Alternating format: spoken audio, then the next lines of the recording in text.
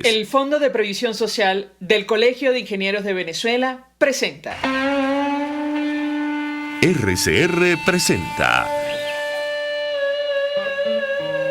a María Alejandra Trujillo en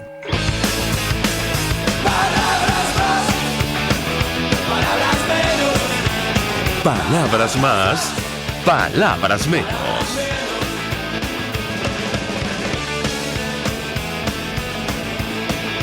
Muy buenos días, amigos de Radio Caracas Radio, lo mejor de este lunes 15 de noviembre del año 2021. Todo el equipo que trabaja para ustedes a partir de esta hora los saluda. En la producción, Génesis Rodríguez y Mario Villarreal.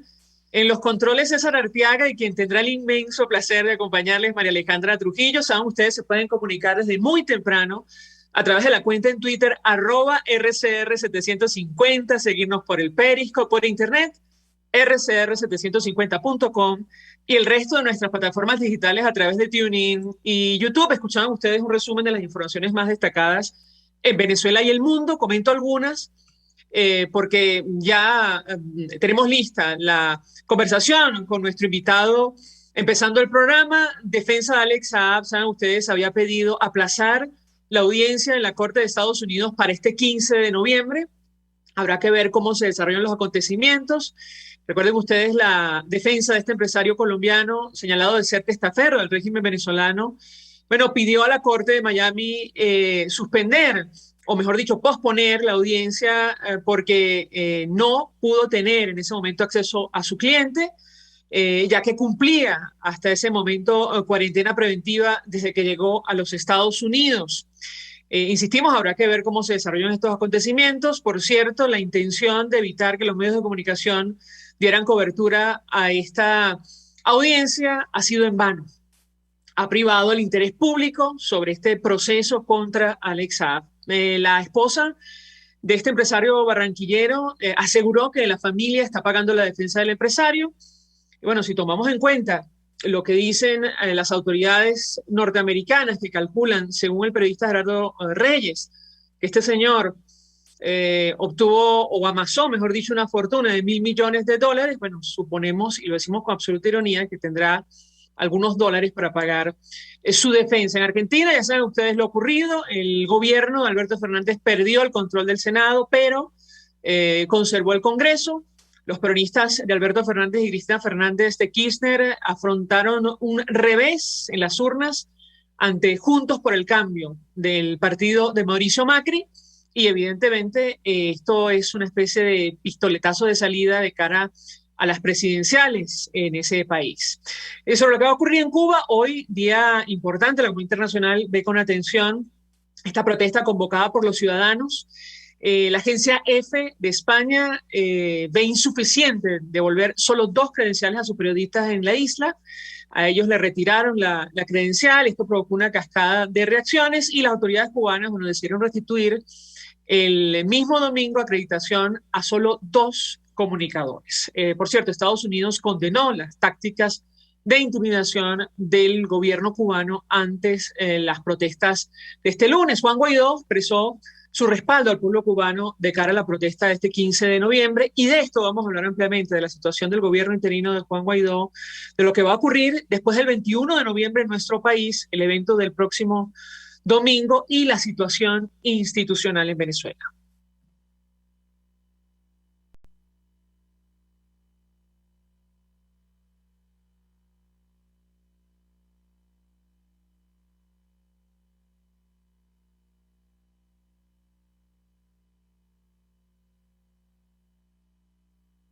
Nuestro primer invitado ya lo vemos en la sala de Zoom. Con él vamos a hablar acerca del destino institucional de nuestro país. Se trata del doctor Tulio Álvarez, quien forma parte de la Cátedra de Derecho Constitucional de la Universidad Central de Venezuela. Profesor, gracias por atendernos. Muy buenos días.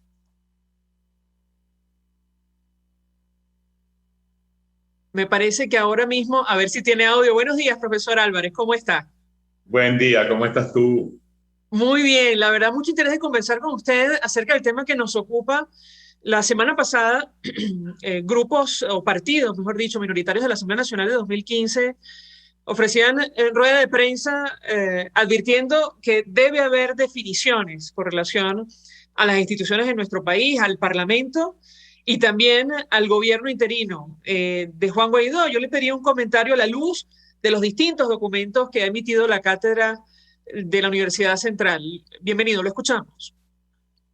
Bueno, lo primero buenos días, gracias por la invitación. Y a todos tus escuchas un saludo cordial. El punto clave es que ningún gobernante, cualquiera que éste sea, tiene una carta en blanco que puede hacer lo que quiera. Hay unos límites. Por supuesto, en Venezuela esto es dificilísimo de entender hoy por hoy, por varias razones. Primera, porque no hay institucionalidad democrática desde hace 2 décadas. En segundo lugar, porque el comportamiento cívico y ciudadano se ha pervertido en un grado sumo. Y en tercer lugar, porque definitivamente la dirigencia política no está a la altura de una situación, yo diría, dramática de sufrimiento de la mayoría del pueblo venezolano.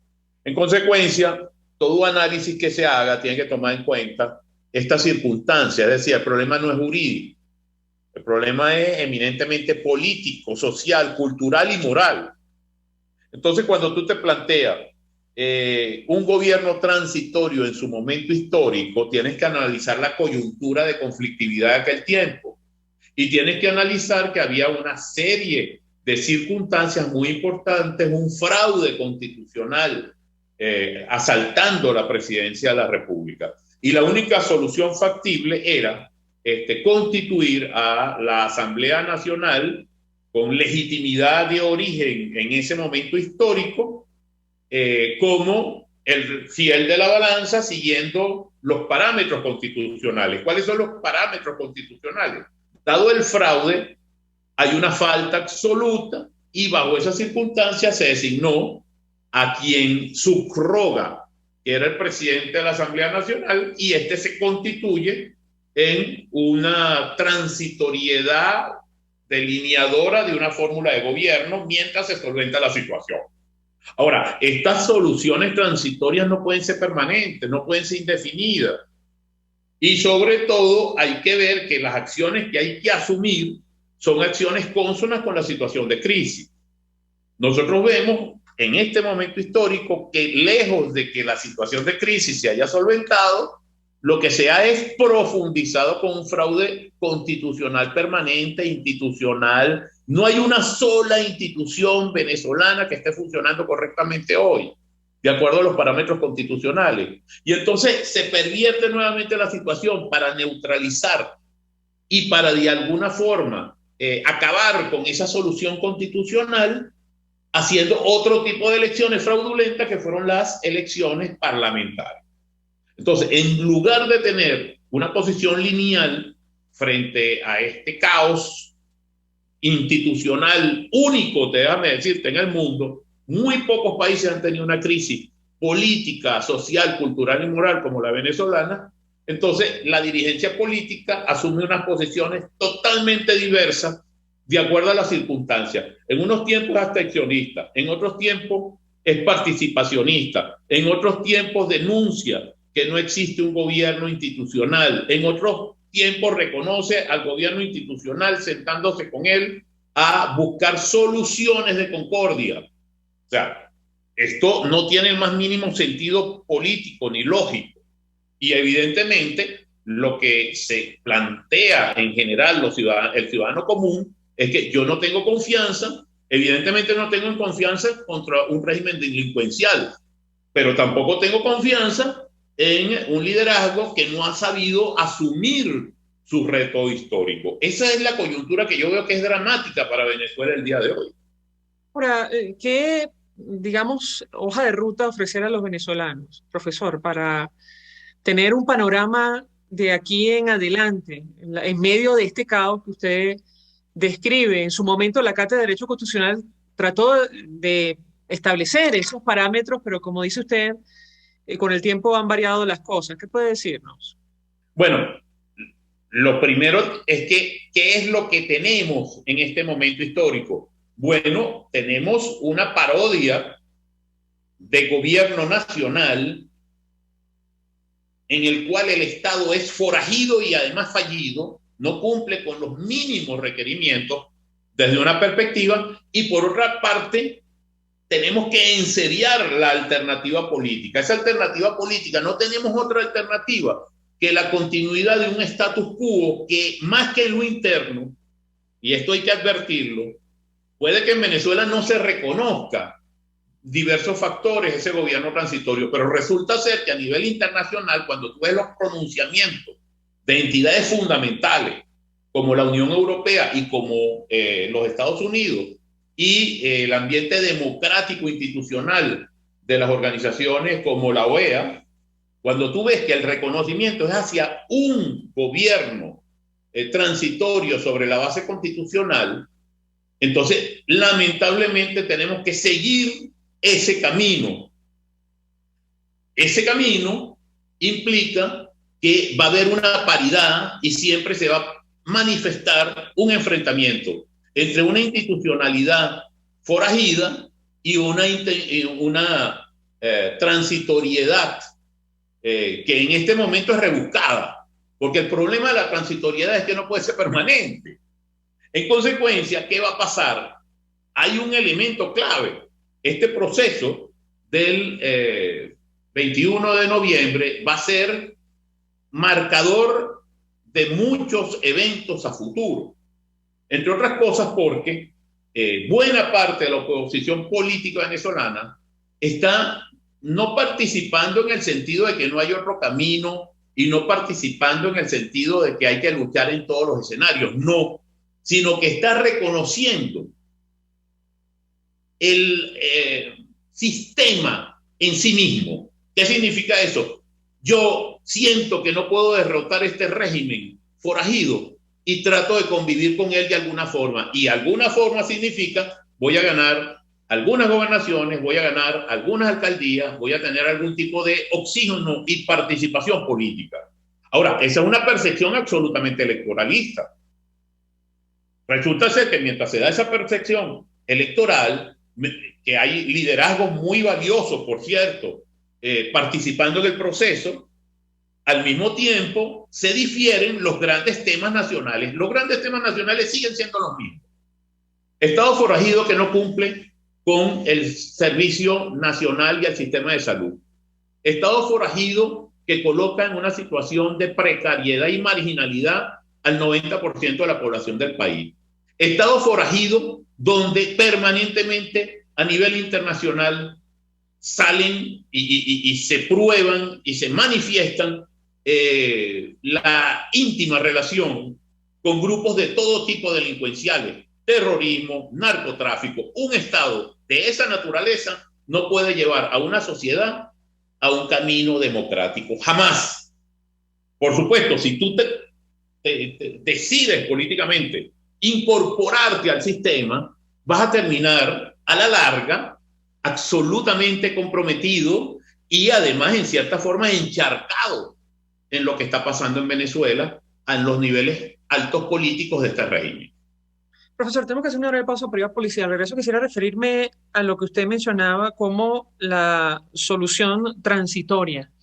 La pregunta que yo le haría es, ¿esta solución requiere acuerdo político, correcto? O de lo contrario, no tendría sentido. Le ruego, permanezco unos minutos más, de regreso le doy la palabra para contestar. Ya venimos. Usted escucha Palabras Más, Palabras Menos en RCR 750 AM. Puedes seguirnos en nuestras redes sociales. En Twitter, @RCR750, la radio que se ve. Mensaje del ingeniero José Peraza, tesorero del FONPRES CIB. Estimado colega ingeniero arquitecto y profesional afín, el Colegio de Ingenieros de Venezuela y el Fondo de Previsión Social, preocupado por la salud de tu familia, ha diseñado un sistema de salud integral que coloca a tu disposición y que contiene asistencia primaria de salud, ambulancia, hospitalización, cirugía, oftalmología, dermatología, fisioterapia, psicología, odontología, farmacia y funerario. Para mayor información, visítanos a nuestros portales cib.net.be, fonprescib.net.be, Colegio de Ingenieros de Venezuela, construyendo futuro. El que sabe de sabor sabe de saber que Del Corso es la clásica pastelería italiana de Caracas. Qué ricos sus dulces típicos tradicionales como los auténticos cannoli, la sfogliatella o la cola de langosta no tienen comparación. La pasta seca de almendras y chocolate o su gran variedad de tortas, cumpleaños, bodas, bautizos o comuniones, reuniones familiares o eventos corporativos. Teléfono 0212-941-1971. Pastelería Del Corso, la pastelería italiana por tradición y excelencia. Todos las piensan, todos las escuchan y María Alejandra Trujillo te las dice. Palabras más, palabras menos.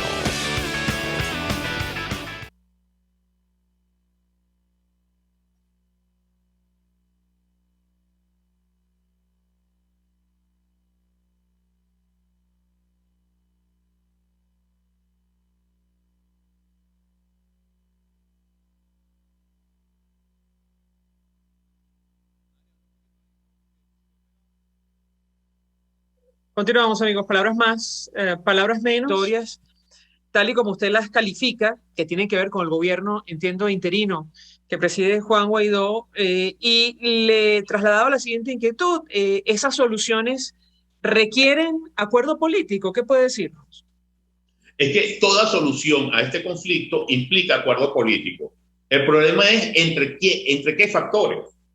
¿Cuáles son los factores que van a llegar al acuerdo político?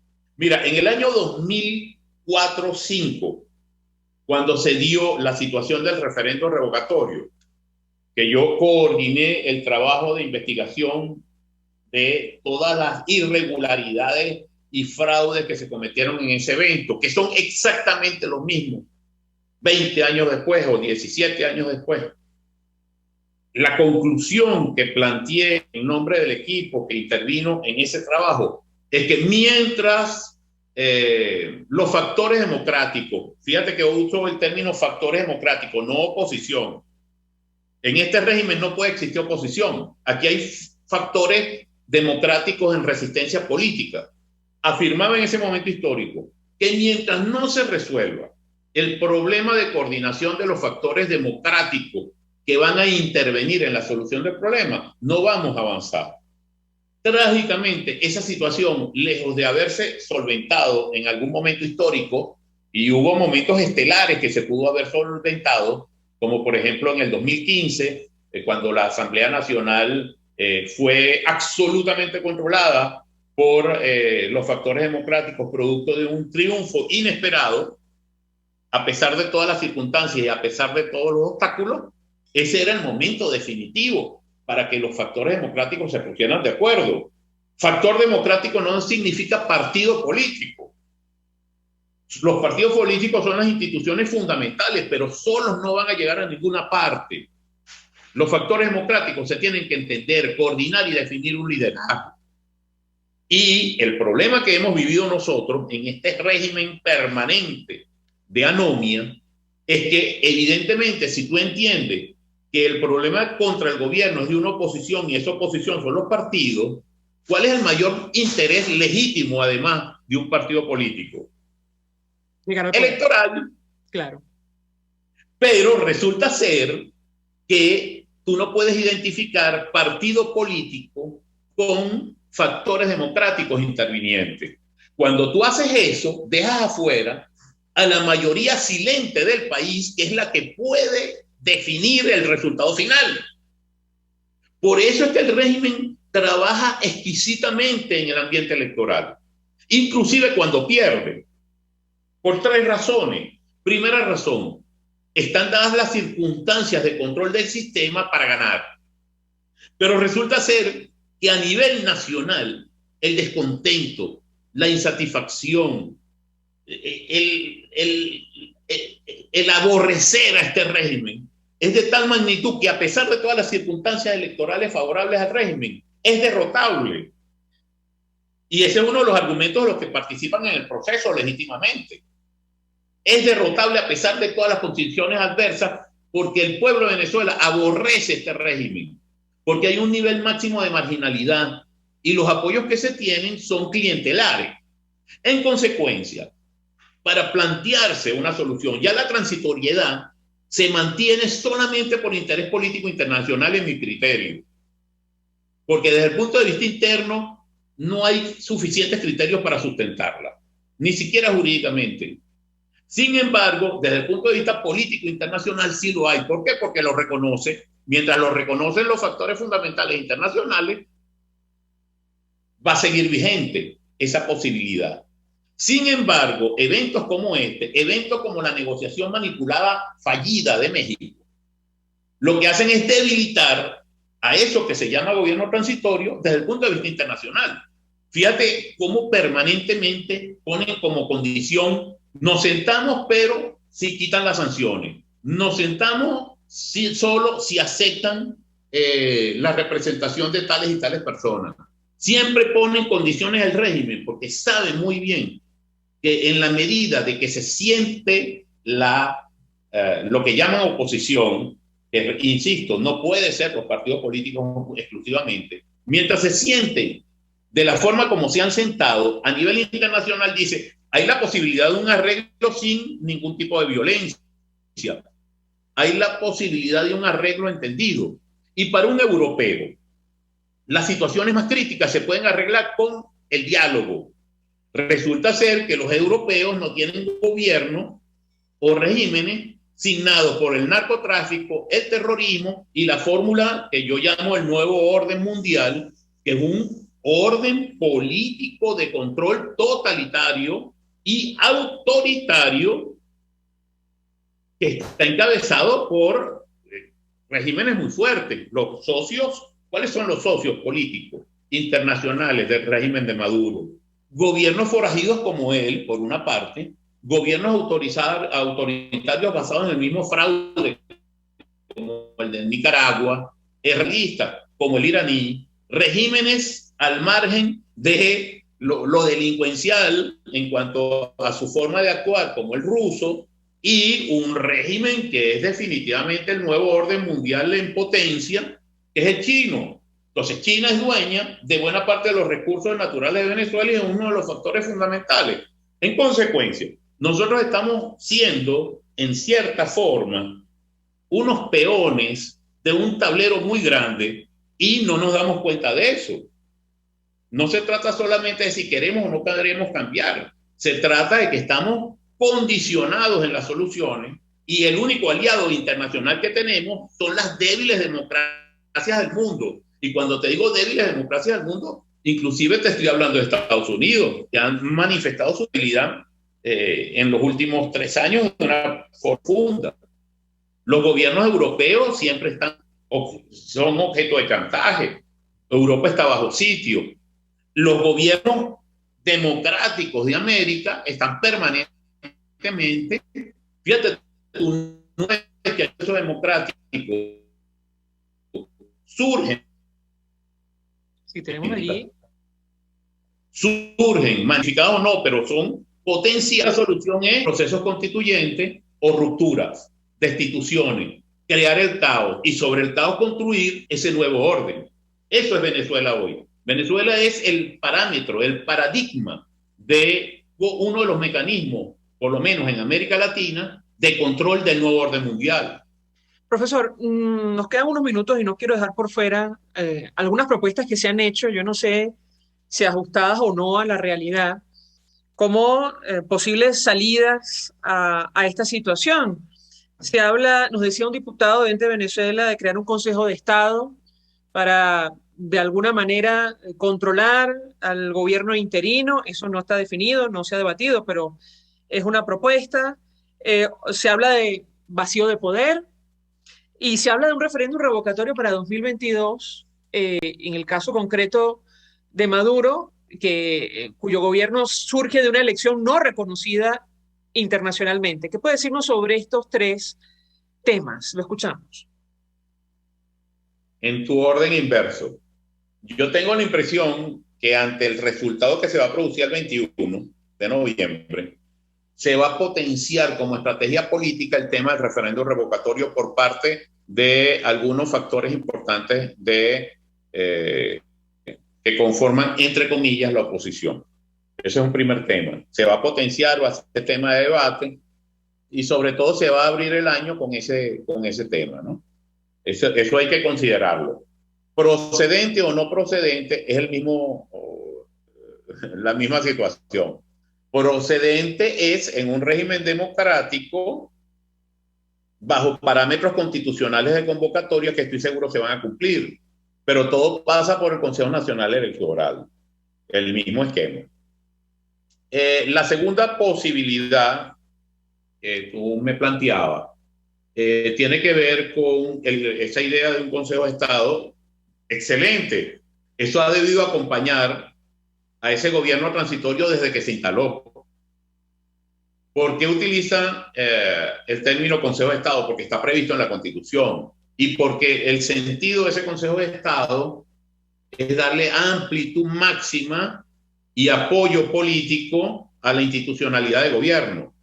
Claro, lo estamos hablando ya, vamos hacia el segundo año, ¿no? Por supuesto, tiene que haber un orden, y esa va a ser seguramente una propuesta que se va a plantear para tratar de mantener institucionalmente esa idea de gobierno transitorio permanente. Perdóname la contradicción. Y la tercera posibilidad que tú me estabas planteando. Vacío de poder, profesor. Vacío de poder ante la ausencia de un acuerdo político para apoyar la continuidad del gobierno interino. No, lo que se puede es disolver el gobierno interino. O sea, la máxima preocupación de un sector político importante del país, fundamentalmente conformado por algunos partidos políticos, es que se está diluyendo, difuminando la idea de un gobierno transitorio. El problema no es en lo interno, porque en lo interno yo creo que tú y yo estamos de acuerdo que ese fenómeno se está produciendo. El problema es si después del 21 de noviembre la comunidad internacional, que es el único basamento actual de ese gobierno transitorio, considera lo mismo. Por eso es que es tan importante el proceso del 21 de noviembre y la actitud que había que asumir desde el primer momento de la historia. Porque aquí o todos vamos al evento electoral o todos nos abstenemos de participar en el evento electoral. Medias tintas aquí no caben. Tulio Álvarez, 1.000.000 de gracias por atendernos, acompañarnos. Creo que ha aclarado un poco el panorama, aunque es muy complejo lo que tenemos por delante. Yo no lo tengo claro.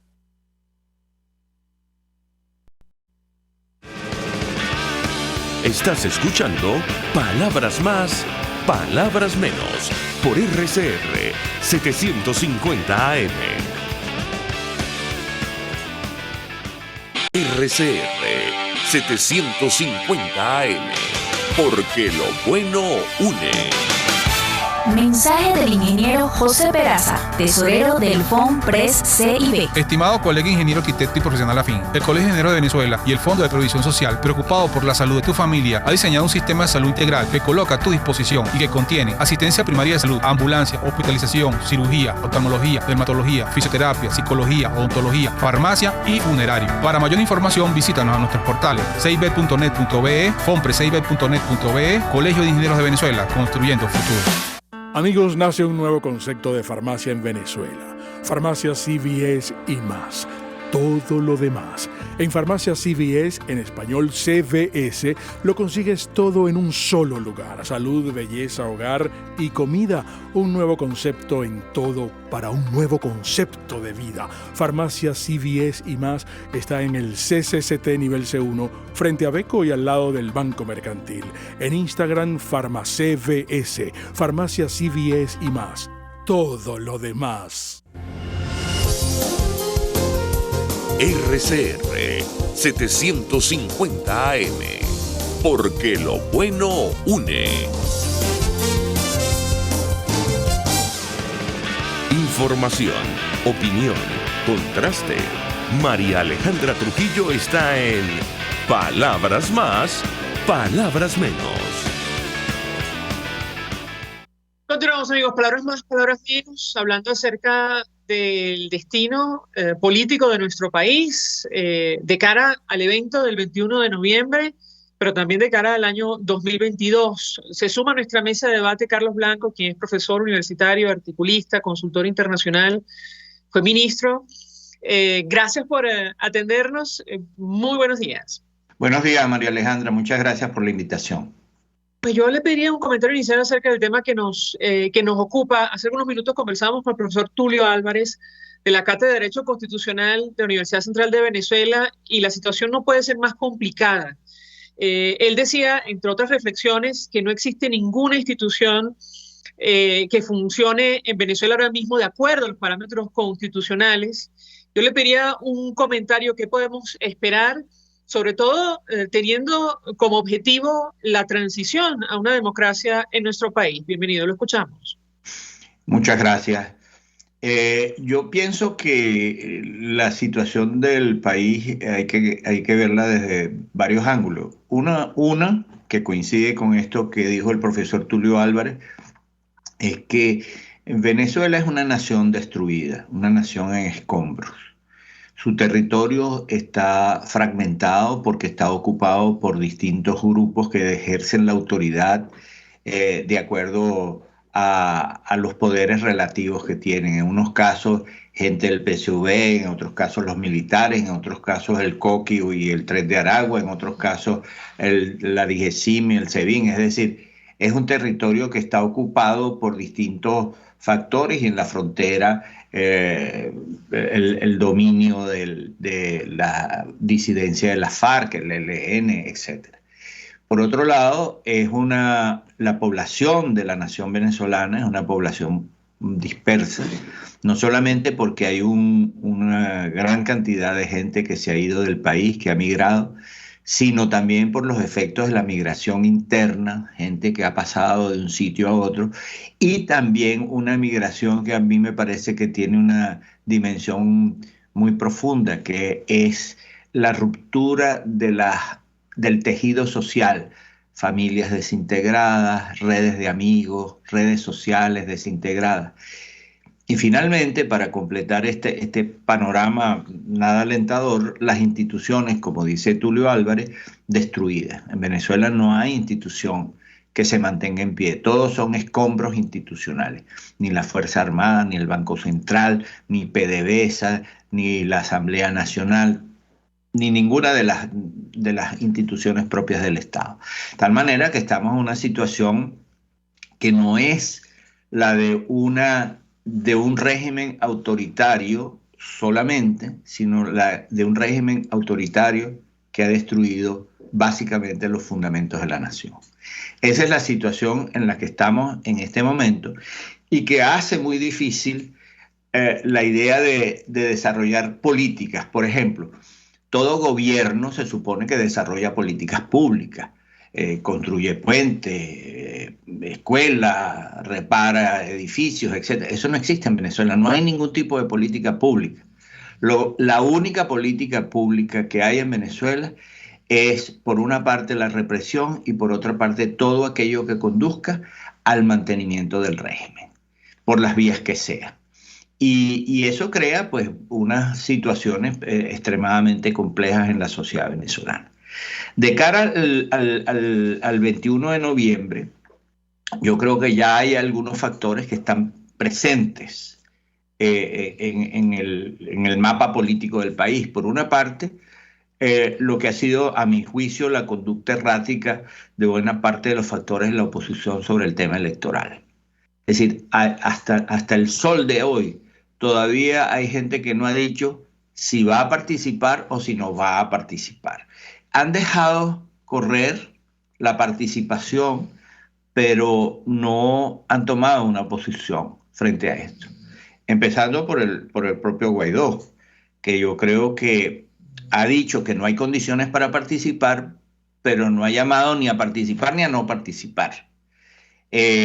Por otra parte, la danza macabra de las negociaciones, que aun cuando están interrumpidas, fue el telón de fondo sobre el cual se montó toda esta operación electoral, porque se le transmitió al país la idea de que había un proceso de negociación para generar mejores, mayores, buenas condiciones electorales, cuando en realidad se adoptó la posición de ir a las elecciones por parte de un sector de la oposición sin haber discutido esas condiciones.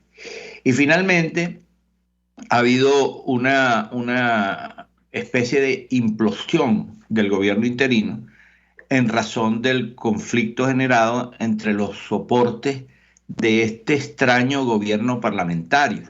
Es decir, un gobierno en el cual el G4 ha producido una situación de control permanente sobre Guaidó y ninguna decisión ha podido ser tomada sin el concurso de los cuatro, y esos cuatro hoy están enfrentados de distinta manera. Por otra parte... Ahora yo le pregunto a nuestro invitado, y perdón que lo interrumpa, porque hay un tema fundamental que está en discusión y tiene que ver con la continuación o no del gobierno interino. Hemos hablado con algunos diputados, incluyendo dirigentes de Vente Venezuela. Ellos nos decían, no hemos tomado una posición, pero estamos debatiendo el asunto. La semana pasada, dirigentes de la Causa de Reencuentro Ciudadano y otras organizaciones minoritarias representadas en el Parlamento de 2015 pidieron renovar el Estatuto de la Transición para mantener el apoyo de la comunidad internacional. Y bueno, si es necesario reestructurar esta iniciativa. Yo le pediría un comentario sobre este punto en específico. Lo escuchamos. Yo creo que el gobierno interino ha decaído completamente. Es decir, políticamente me refiero. Políticamente y dentro de Venezuela. Porque en 2019 el gobierno interino se constituye para un objetivo, aquel famoso cese de la usurpación, gobierno de transición y elecciones libres. Por las razones que sean no explicadas hasta la fecha por parte de los líderes de ese gobierno interino, los objetivos no se consiguieron, y eso es perfectamente, digamos, parte de los riesgos de la acción política. Unos objetivos se trazan, se consiguen o no se consiguen. No se consiguieron, pero sin explicación se pasó a otra cosa. Se pasó a negociaciones, se pasó a la mamarrachada del 30 de abril, se pasó a las nuevas negociaciones de ahora y a la participación electoral. Yo creo que eso afectó severamente al gobierno interino. Entonces, dicho esto, hay también una realidad. Estados Unidos y Colombia y otros países reconocen a Guaidó como presidente interino. La solución de la cual se está hablando ahora en algunos mentideros políticos internacionales es que el gobierno de transición cesa, pero continúa el reconocimiento a Guaidó como presidente interino. Es decir, que no habría un gobierno interino, sino una figura presidencial que estaría allí pues hasta que hubiese elecciones libres y limpias en Venezuela. Esto puede tener sentido, digamos, desde el punto de vista de la legitimidad internacional. Creo que dentro de Venezuela es más complicado porque hay una situación política que no es favorable a este proceso. A mí me parece que es necesario abordar el tema desde otra perspectiva. ¿Y cuál es la otra perspectiva en la que yo creo, en la que pienso que hay que explorar? Es que a partir de noviembre de este año hay que explorar la constitución de una nueva dirección opositora. Una nueva dirección opositora dentro de la cual no excluyo a Juan Guaidó. Él tiene un reconocimiento, digamos, es la persona más reconocida internacionalmente que tiene el liderazgo democrático del país, pero creo que es necesario estructurar un nuevo acuerdo y un nuevo arreglo. Esto no es, para aclararlo de una vez, sustituir al G4 por un G diferente, G7, G5 o G3. Eso sería una cosa totalmente absurda, sacar a estos y poner a estos. Sino un proceso de estructuración que tenga una mayor representatividad y que obedezca a los procesos que el país está viviendo. Donde haya por ejemplo, un Consejo de Estado. Por ejemplo, un Consejo de Estado. Y en el cual la condición fundamental, María Alejandra, es que haya un objetivo común o un grupo de objetivos comunes. Porque hay gente que se queja, bueno, no existe unidad. Es verdad, no existe unidad. Pero ¿por qué no existe unidad? No existe unidad porque la ha existido cuando ha habido objetivos comunes. La hubo en 2002, cuando salió Chávez, la hubo en 2004 con el referéndum revocatorio, la hubo en el 2005 cuando hubo la gigantesca abstención frente a la Asamblea Nacional, la hubo en el 2007 frente a los eventos que condujeron al cierre de Radio Caracas Televisión y al referéndum constitucional. Lo hubo en la candidatura de Rosales, la hubo en las dos candidaturas de Capriles, lo hubo en la abstención frente a Maduro el 2018 y hubo unidad alrededor de Guaidó en 2019. No es que no haya habido unidad. Ahora, en este momento no hay unidad. Y no hay unidad porque hay unos que buscan unos objetivos y otros que buscan otros objetivos. Entonces, el tema central es cuáles son los objetivos que se buscan. En segundo lugar, la estrategia. Es decir, para alcanzar esos objetivos, ¿qué nos planteamos? Uno se plantea negociaciones, otro se plantea acudir a las elecciones cada vez que hay un llamado, y otros se plantean construir una fuerza más compleja que ponga en 3 y 2 al régimen. De manera que es necesario este tema de los objetivos comunes, la estrategia, y luego a partir de allí se hacen las alianzas. Y no es definir a priori quiénes pueden estar y quiénes no pueden estar, porque eso es, desde mi punto de vista, eso es asumir una posición de una superioridad que no tiene nadie, quiénes pueden y quiénes no pueden, sino que estén allí todos los que compartan el objetivo y la estrategia, o los objetivos y la estrategia. Todos pueden caber. Carlos Blanco, un millón de gracias por atendernos, acompañarnos estos minutos, tratando de ayudarnos a entender los, desafíos que tenemos por delante desde el punto de vista institucional en nuestro país. Gracias. Nosotros vamos a la pausa, a regreso venimos con más. Chao. Escuchas a María Alejandra Trujillo en Palabras Más, Palabras Menos, por RCR 750 AM. Sintonícenos a través de Periscope, @RCR750, la radio que se ve. Mensaje del ingeniero José Peraza, tesorero del FONPRES CIB. Estimado colega ingeniero arquitecto y profesional afín, el Colegio de Ingenieros de Venezuela y el Fondo de Previsión Social, preocupado por la salud de tu familia, ha diseñado un sistema de salud integral que coloca a tu disposición y que contiene asistencia primaria de salud, ambulancia, hospitalización, cirugía, oftalmología, dermatología, fisioterapia, psicología, odontología, farmacia y funerario. Para mayor información, visítanos a nuestros portales cib.net.be, fonprescib.net.be, Colegio de Ingenieros de Venezuela, construyendo futuro. Mis amigos, una empresa comprometida y responsable con su personal es una empresa segura, y Produzca es la compañía pionera en Venezuela que ofrece la mayor cantidad de equipos de comprobada calidad para garantizar la seguridad integral de toda la nómina industrial de cualquier empresa. El catálogo de Produzca es inmenso, todo tipo de guantes, cascos, accesorios y productos varios de protección para tu personal. Conoce más de Produzca en www.produzca.com. Produzca, seguridad en tu empresa de los pies a la cabeza. Se dicen, se ocultan, se piensan, se descubren. Palabras más, palabras menos. Con María Alejandra Trujillo.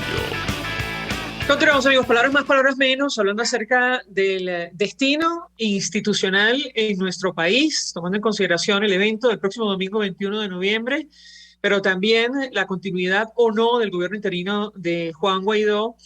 Y esta situación es tan compleja que preocupa y mucho a la comunidad internacional. Hace unos días citábamos al expresidente de Argentina, Mauricio Macri, quien decía: la pelea entre Capriles, López y Ledesma permitió el avance de una situación en Venezuela a la que no se le ve salida. Y uno de los aludidos nos acompaña, el exalcalde metropolitano Antonio Ledesma, lamentablemente en el exilio.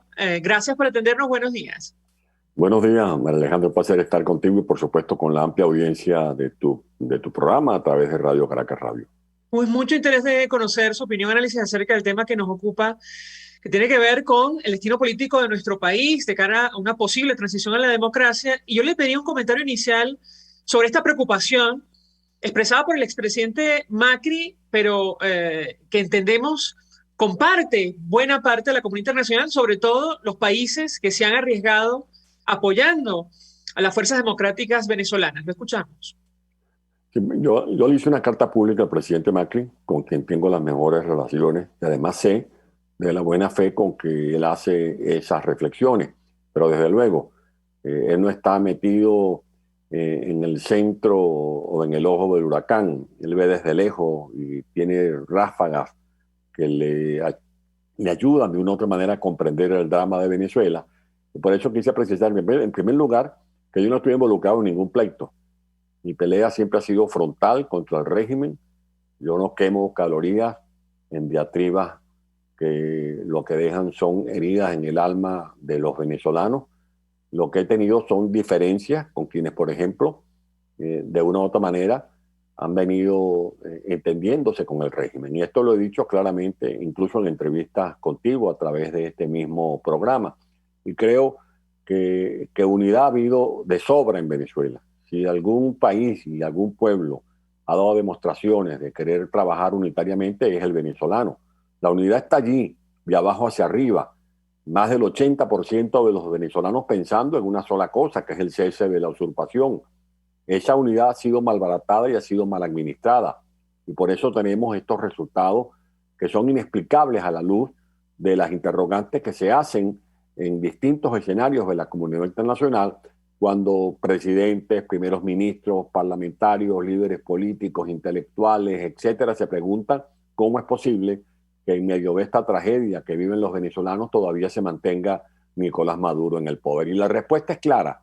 La causa de que Maduro siga en el poder es la falta de coherencia en la conducción de la política de la unidad, es la falta de lealtad a los compromisos que hemos asumido con los venezolanos de lograr, por ejemplo, el cese de la usurpación, y está en la responsabilidad, en ese zigzagueo, en ese balanceo de decir un día que no hay condiciones para ir a elecciones parlamentarias y pocas semanas después en tratar de meter a los venezolanos en una elección regional.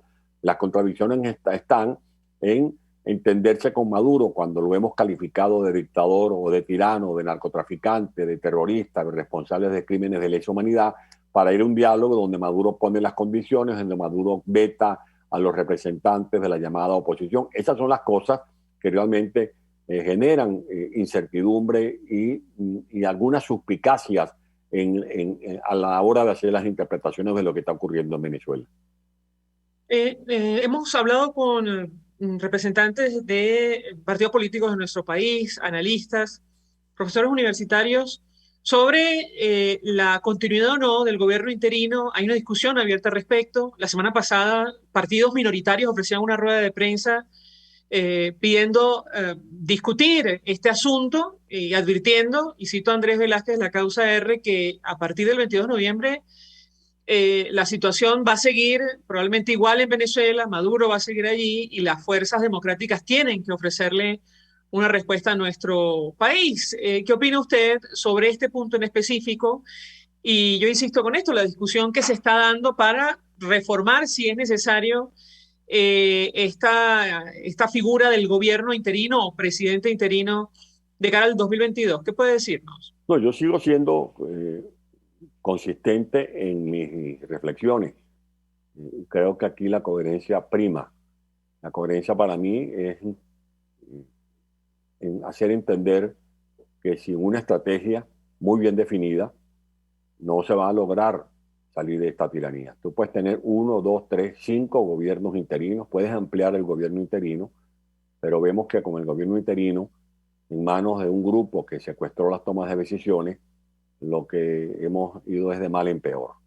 Cuando se me argumenta que necesitamos cuidar los activos, bueno, si los activos los van a cuidar como cuidaron los activos de monómeros, etcétera, yo creo que ese argumento tampoco convence. Yo sí creo que tenemos que definir una línea de acción política conforme a la cual logremos aglutinar a todos los sectores de la vida nacional, políticos, empresarios, comerciantes, intelectuales, estudiantes, trabajadores, los movimientos comunitarios que hay en Venezuela, todos esos deben estar concitados en una plataforma, pero no para aparentar que estamos unidos, porque ese es el problema, que se cree que haciendo un acto en el aula magna, o en el Teatro de Chacao, montando un bojote de dirigentes en una tarima y haciéndose una fotografía, esa fotografía es la esencia de la unidad. No, esa es una ficción, esa es una apariencia. La unidad debe tener contenido, la unidad debe tener conducción estratégica, la unidad debe tener compromiso, no solo a la hora de asumir riesgos, de participar en la lucha, sino también de nutrir esa unidad de valores, de principios, de lo que yo llamo la ética. Por lo tanto, para mí, hasta que eso no se resuelva, lo demás es secundario. Para mí lo fundamental es la dirección política con coherencia que necesita Venezuela.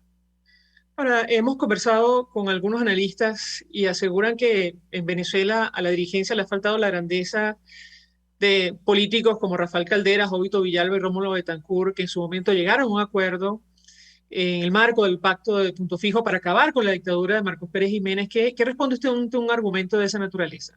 Yo creo que están en lo cierto esos analistas. Yo lo digo incluso en mi último libro, De dónde venimos y hacia dónde vamos, en el que no me limito a hacer un diagnóstico de la tragedia actual, sino que propongo algunas soluciones. Y una de esas soluciones es la imperiosa obligación de todos los factores políticos de Venezuela de suscribir un pacto de Estado emulando o inspirándonos en lo que fue el pacto de Punto Fijo.